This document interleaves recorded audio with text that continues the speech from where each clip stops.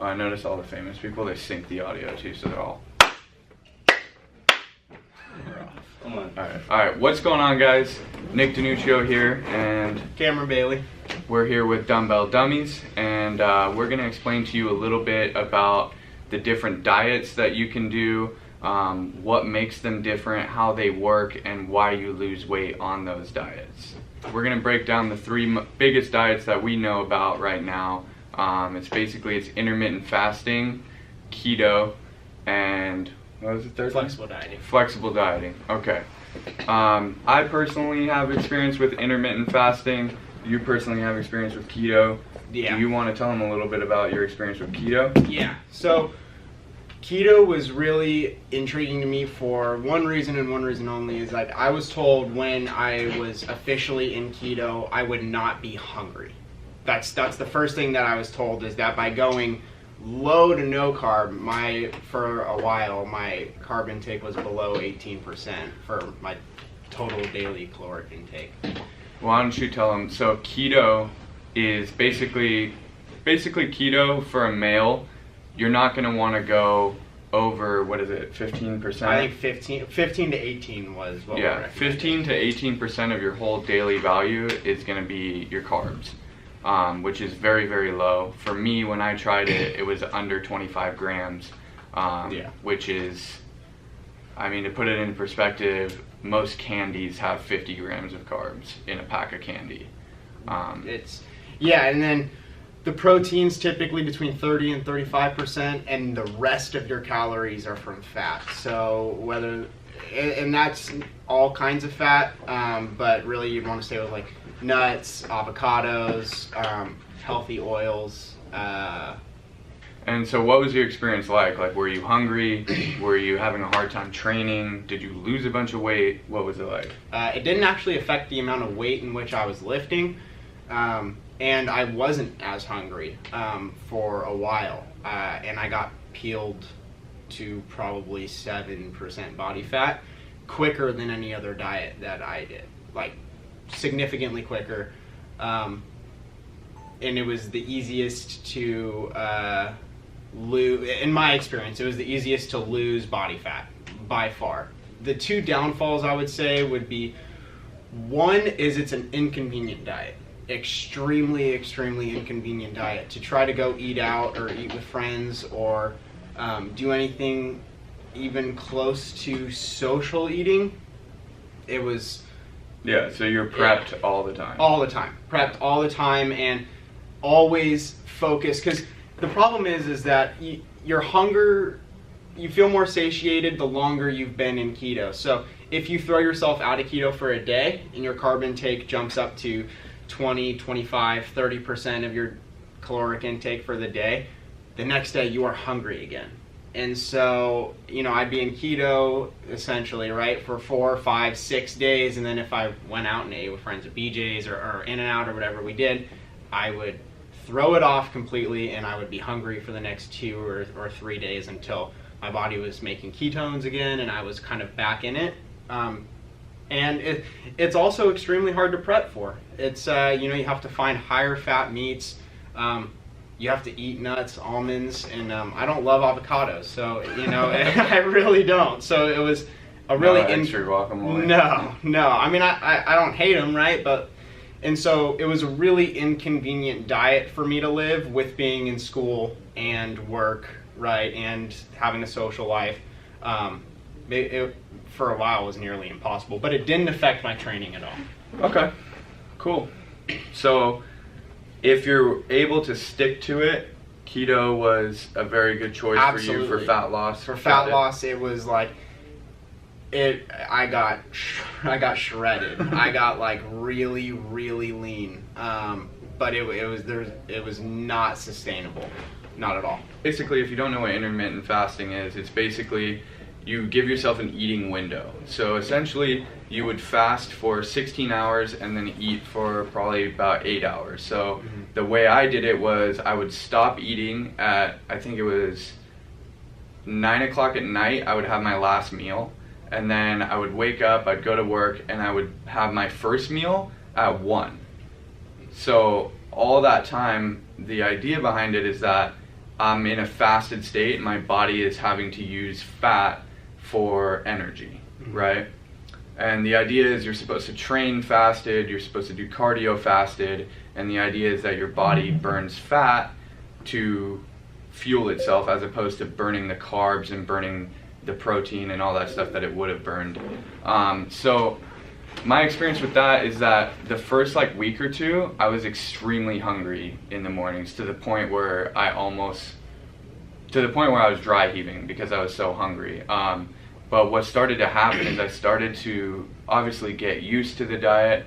I did lose a fair amount of weight, but for me, I like to eat. So like I didn't want to limit, if I went out on a weekend, I didn't want to limit not being able to eat after 9, because on a weekend, I'm not going to go to bed until, the wee hours of the morning.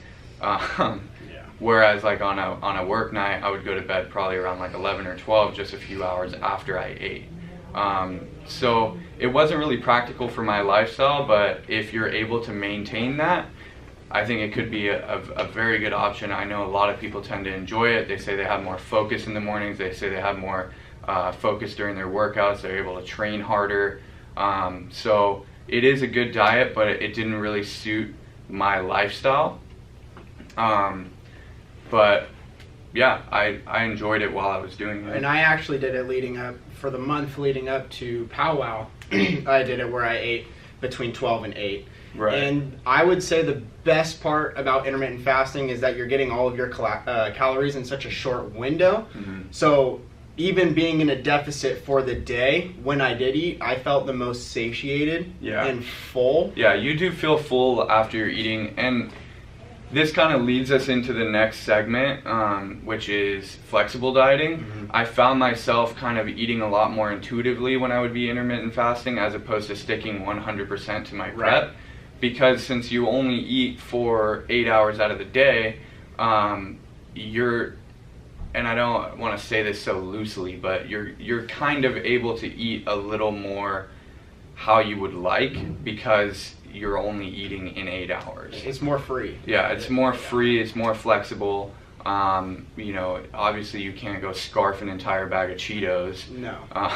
But no, so I mean, I did it where there was a day where I ate intermittent fasted, and what I ate that day was a pizza. Yeah. Like that's what I ate, and like, because when you're intermittent fasting, like the difference between 10, 15, even 20 grams of carbs isn't that big of a deal. Right. Where if you're on a strict plan where those carbs and when you're getting them and stuff like that really does matter, it is a much freer way of dieting while still being very strict in its own way. And that's something I want to bring up too, because you know what pisses me off the most is when I see someone on Instagram with just this shredded six-pack, they got 22-inch arms, and you want to look like them, and they're saying, oh, flexible dieting, and they're scarfing Taco Tuesday, and you're like, shit, I haven't had a stick of gum as a treat in like 6 months, and I don't look like that, And so what people mean by flexible dieting is they mean they're eating intuitively. So like, they know what their macros are, macronutrients, calories, protein, fats, carbs. They know what their macros are for the day and how to hit them, and so they know, if they go and eat at Chipotle, they know what their bowl consists of, they know how many calories are in that, and they know when they can eat again after that. Right.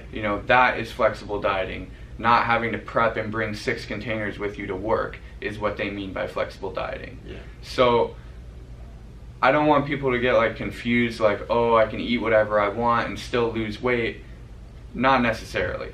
Yeah. The basis behind all of these diets is a caloric deficit.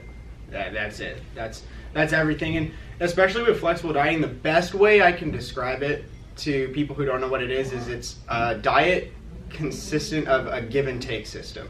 So I've explained it to everyone where, if you have, let's say you want to eat 80 carbs in a day, and you want to blow those carbs on a pack of high chews, go for it. Like, swing for the fences, which some people do, like we see in the Taco Bell, right? And we see in that stuff. What you're not seeing is that that's the only thing that they're eating all fucking day. Yeah, they have one chalupa all day, and they'll post it, on Instagram or whatever. And I agree.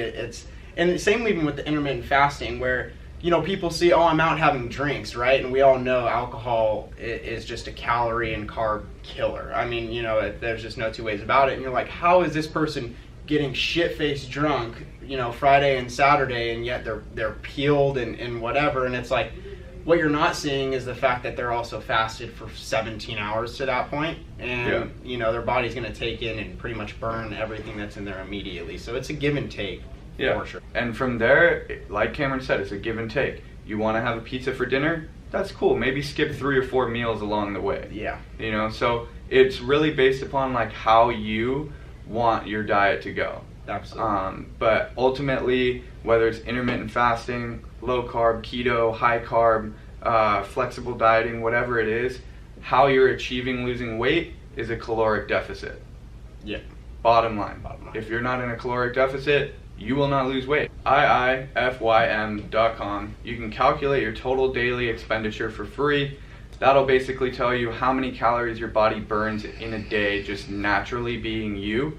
Yep. And then you can go in and you can reduce your caloric intake by 300 calories or whatever. And you're going to have to start reading labels. You're going to start having to understand how many calories are in the foods that you eat. And make sure, you know, that if you're naturally burning 2,100 calories a day and you want to only eat 1,800, you got to make sure you don't eat over 1,800.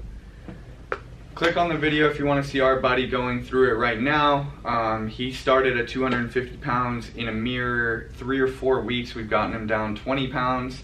He's doing amazing, all simply by following, counting his macros, tracking his calories, making sure he's in a deficit. So, thanks for watching. Hit the like, comment, hate on us if you want to. Please. Whatever. Please. Just subscribe and Thanks, watch guys. the rest of our videos.